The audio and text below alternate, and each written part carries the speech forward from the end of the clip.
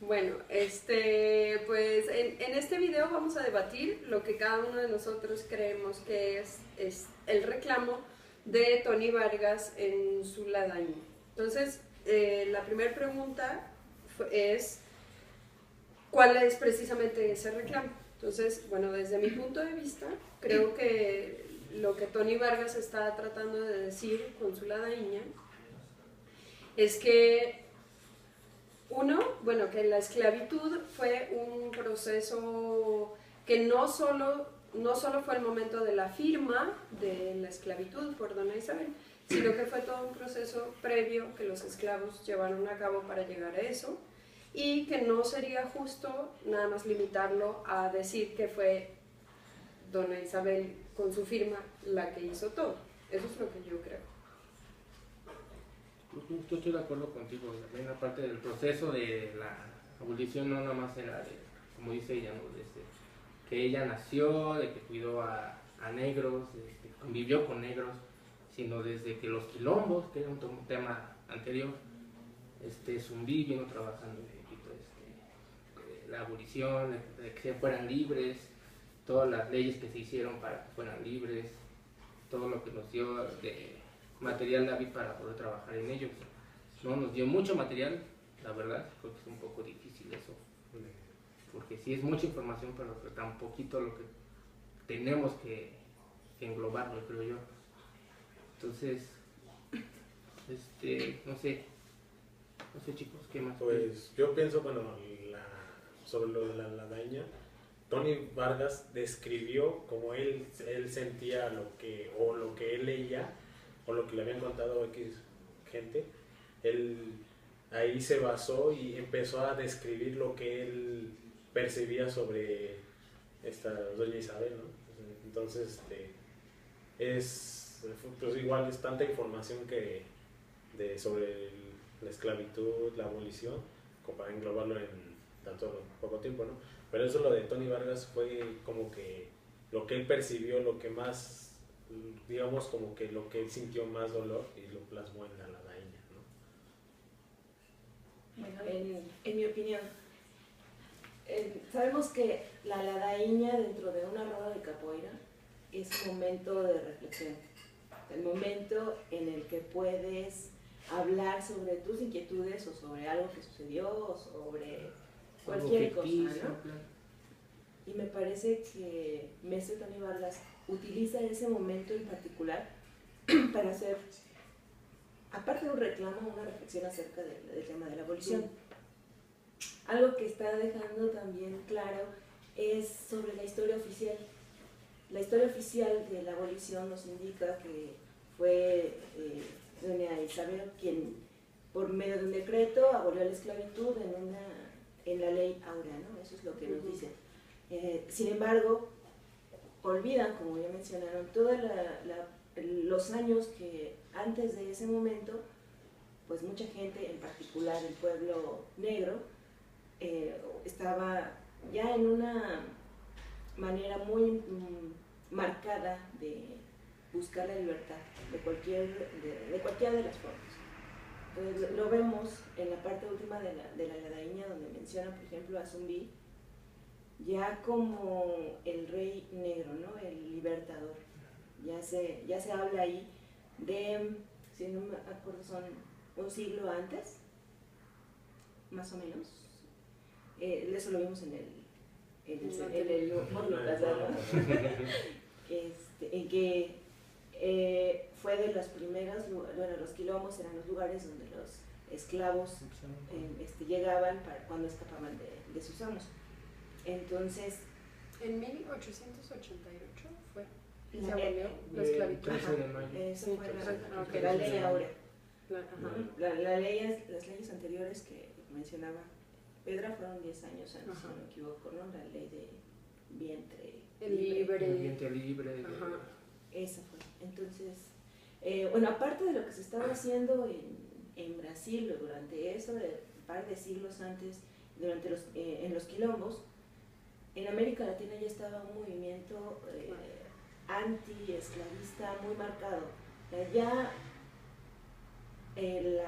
los portugueses ya estaban, ya fueron los últimos en América Latina en decretar o abolir la esclavitud. Pero en ese siglo ya estaba siendo muy presionado por otros países para que esto ocurriera. Entonces, la historia oficial que nos dice que a través de una sola persona fue decretada la abolición, contrasta mucho con los hechos, ¿no? Lo Claro. que se estaba viviendo alrededor.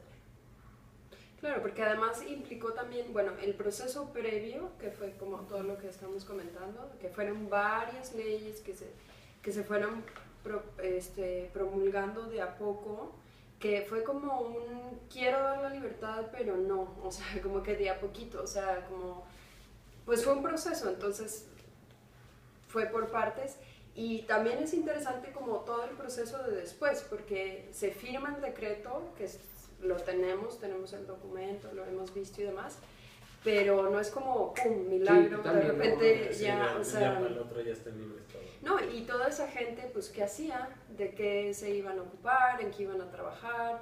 Porque además se abolió, digamos, como ley, pero en la ideología, en las mentalidades, en las cabezas de las personas, el pensamiento era muy distinto. O sea, se seguía pues maltratando, discriminando, racializando a los negros, seguían representando a personas de condición inferior, recibiendo maltratos, digamos, no fue como simplemente firmo un papel y milagrosamente todos somos felices y hay una equidad en la sociedad, exacto.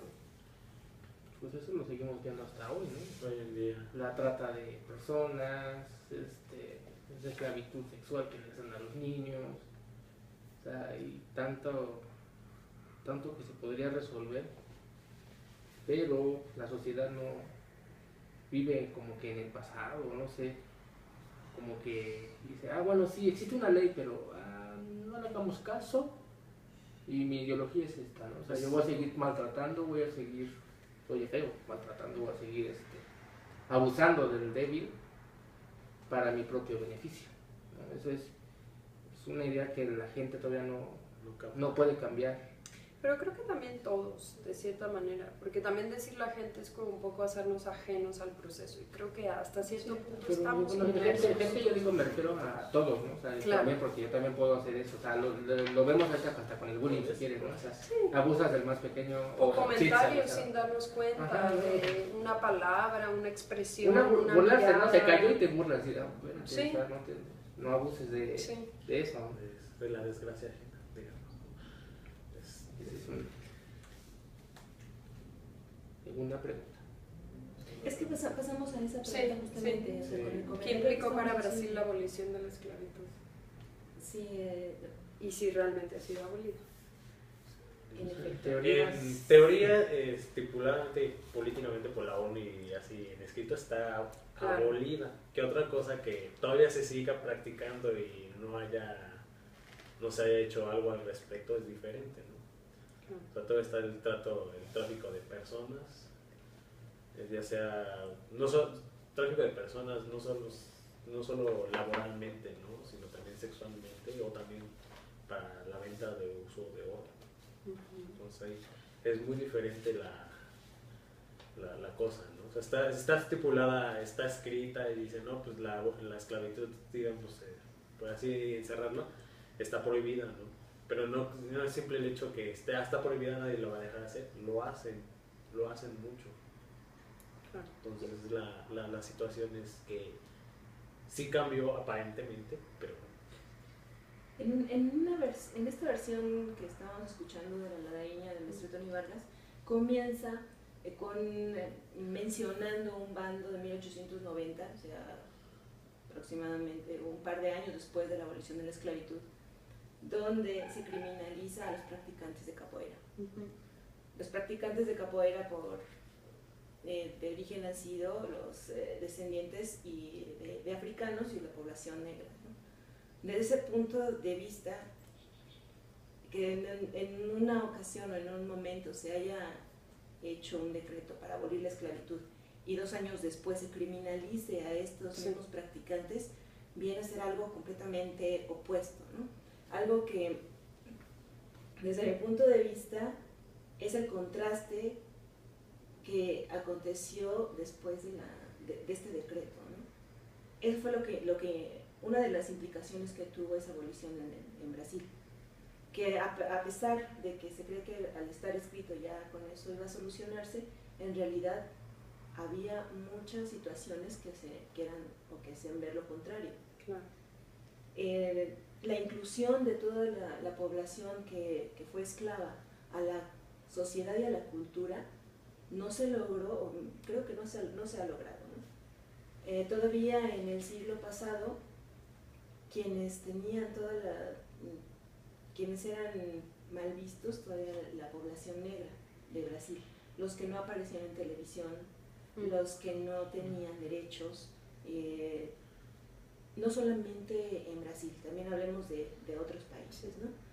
En particular puedo mencionar que en Estados Unidos también fue hasta el siglo pasado cuando la población negra obtuvo varios de los derechos que ahorita se pueden tener, ¿no? Entonces, una implicación de ese estilo o de ese tipo quiere decir que por más que esté escrito, por más que se tenga en un momento la intención, pues la realidad era otra. Claro. Y lo que a mí me parece como muy padre es, bueno, como Mestre Tony Vargas como que lleva, como dices, esto de que puede ser un enojo, una crítica,